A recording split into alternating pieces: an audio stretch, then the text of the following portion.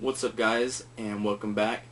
And today we're going to be looking at my personal top 10 favorite games of 2010, so let's get started.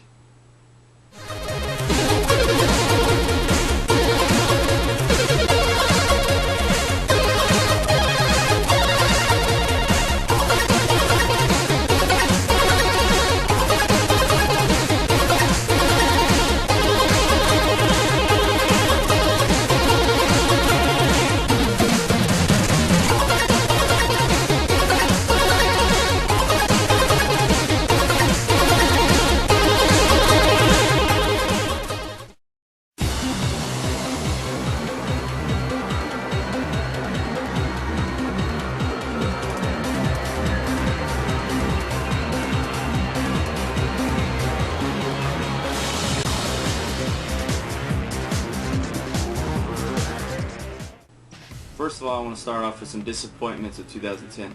Some games that I think didn't live up to the hype. Starting off, I want to say Castlevania Harmony of Despair definitely disappointed me quite a bit. It wasn't so much the gameplay, it was the fact that the game froze a lot whenever I was trying to play and connect with 6 people, which was the main aspect of this game. It actually looked more like a DS game, but blown up on your Xbox 360 with the HD TV didn't look too well. If they would make the graphics straight like Symphony of the Night, it would have been a lot better. Next disappointment, Metroid Other M. Now, as you guys have seen, or maybe you haven't seen on my other video, I actually pre-ordered this game, and I was really looking forward to it. They hyped it up a lot. In this game, they kind of mix Metroid Prime and Super Metroid. Super Metroid alone by itself is excellent. Metroid Prime by itself alone is excellent. Don't mix the two. It doesn't work very well. The worst thing about this game is the voice acting. It makes Samus sound like a whiny little bitch.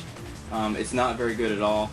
The story also doesn't make very much sense. Samus can only use her weapons by approval. I don't know, when did that start happening? Next, I want to mention some honorable mentions, which didn't quite make my top 10 list, but were awesome games by themselves. First, I want to mention Blur, which is kind of like Mario Kart, but with realistic graphics and realistic cars. The online is very good. They actually integrate Facebook and Twitter into the game, which is the first I've ever seen. Online aspect is very good. Lots of multiplayer, you know, that's the main aspect of this game. Single player is also good. Like I said, just like Mario Kart, but realistic. Really good game. Next is kind of a sleeper hit, which I guarantee most people did not play, and that is Deadly Premonition. Now, this game was a bargain bin game starting off. It was like 20 bucks. I picked it up for like 15. Think of it as a cross between Silent Hill, Resident Evil, and Shenmue, I like to say. Basically, there's a lot of creepy stuff going on in the town, and you're an FBI investigator with like a split personality. He has like schizophrenia or something, and he talks to himself a lot, and you're sent into the town to investigate. And it's just crazy, crazy game. If you like weird, quirky games, I definitely recommend checking it out. It's kind of like Silent Hill, like I said, and Resident Evil gameplay. It's something like I've never really played before. Early in 2010, we got another addition to the Mega Man series, and that is Mega Man 10. Definitely not as good as Mega Man 9 or as hard as Mega Man 9, but it's still a worthy purchase and an excellent game. Any new 8-bit game that usually comes out, I would definitely pick up. Mega Man 10 is number 10 on my list. Number 9, another game that probably nobody picked up, which is Darksiders. Now, actually, this was recommended to me, and they say it's a Zelda clone, but I only see it as a Zelda clone when you're in the later dungeons, and there's a lot of puzzles to do. If you remember in Ocarina of Time and some other Zelda games, the dungeons would take you like a couple hours to, 2 hours to complete, and that's basically how this game is compared to Zelda. Great hack and slash game. You can get it for like less than 20 bucks now. I'd highly recommend it. It is number 9 on my list.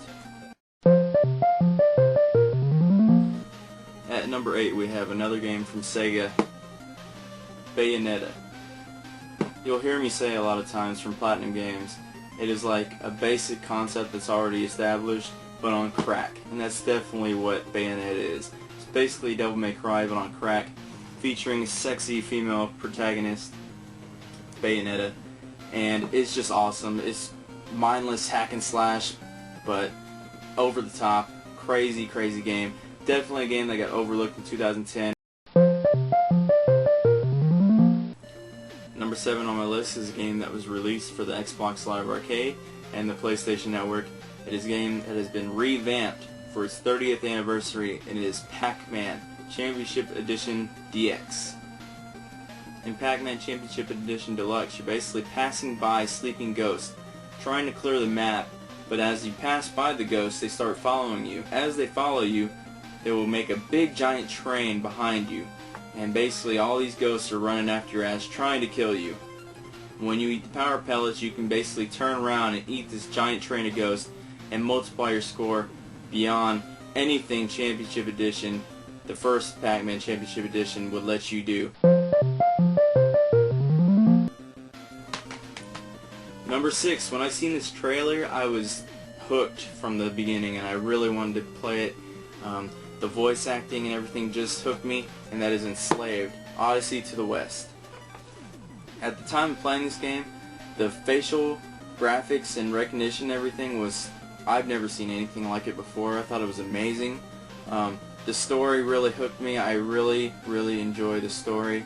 I think that it's really great, and the voice actors do a really good job of portraying the characters, and the character development with the stories also very well. I really enjoyed this game. The platforming does kind of hold your hand. I don't really enjoy the fact that, you know, everything is shiny and tells you what to grab. I think Uncharted does a much better job of the platforming, in which it doesn't hold your hand as much. The hack and slash is kind of basic, but you're playing this game for the story and the character development. It's a really great game. Buy it. At number 5, it is basically, in my opinion, the perfect platformer and the best platformer of this generation, Super Mario Galaxy 2. This game made everything better about the first Super Mario Galaxy, and included Yoshi.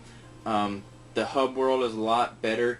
It brings you back more like a map, kind of similar to Super Mario Bros. 3. Basically everything has improved about this game. The puzzles, I don't know where the people get the idea of some of the weird puzzles and concepts and levels in this game, but it's just amazing. I really can't believe it.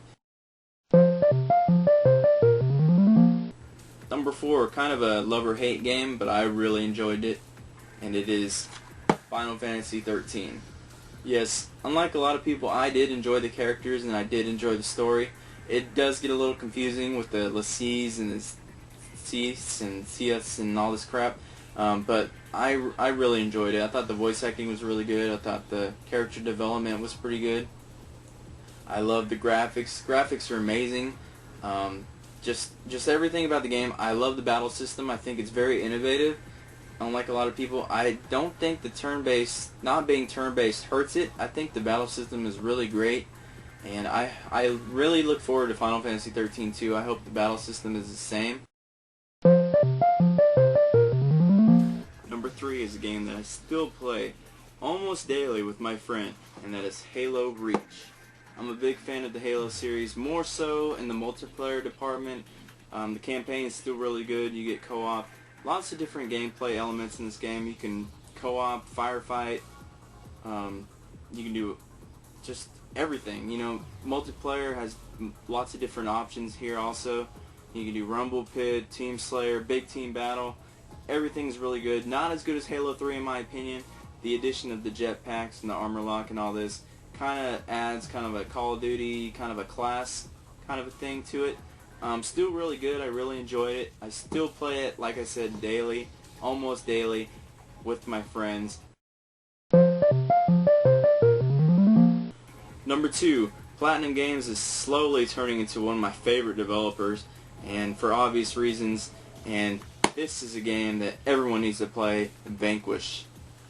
The game, I think, kind of makes fun of Gears of War, you know, on the cheesy macho guy, steroid-induced dude. And I absolutely love it. I think the game looks amazing. I think it's fun. It's crazy difficult if you put it on God hard. I played through this game actually twice on normal and hard mode. That's how much I love it. Definitely support Platinum Games. Bayonetta and Vanquish are amazing games, and hopefully they keep coming out with excellent games. This is definitely a must-have if you like shooters. I highly recommend it. Vanquish number 2. And number 1 is probably no surprise to anybody. It was the top of a lot of people's lists, and it is the top of mine, and that is Red Dead Redemption. Now, I really didn't play that many Grand Theft Auto games at all. I played Grand Theft Auto 3 like once, and I played San Andreas a little bit, and I didn't think too much of them. But when I seen Red Dead Redemption, the trailers, the single-player campaign, it just looked amazing to me, and when I played it, it didn't disappoint. Sometimes I found myself just for hours just wandering the countryside, hunting animals, looking for herbs, just not doing much of anything but looking at how amazing the game is and how it looks. It's just awesome. I love everything about this game. You know, the shooting elements are kind of simplistic in what you lock on to the enemies. I played a little bit of multiplayer. Actually, I jumped on multiplayer before I even played this game for like 2 weeks, and everyone keeps telling me, oh, you gotta play single player, you gotta play single player. So finally I did, and I was not disappointed. The ending is amazing. I absolutely love this game. It was my favorite game of 2010. If you haven't played it yet, definitely play it. I'd say even if you're not a fan of Grand Theft Auto, I'd say still give it a try, because I'm not really a fan of Grand Theft Auto, and I thoroughly enjoyed it. So that's my number 1 game of 2010. So that's my top 10 favorite games of 2010. Let me know what you guys' favorite top 10 games are of 2010, or top 15 or whatever. Leave it in the comments below, or leave a video response. And thanks for watching, and I'll see you guys next time.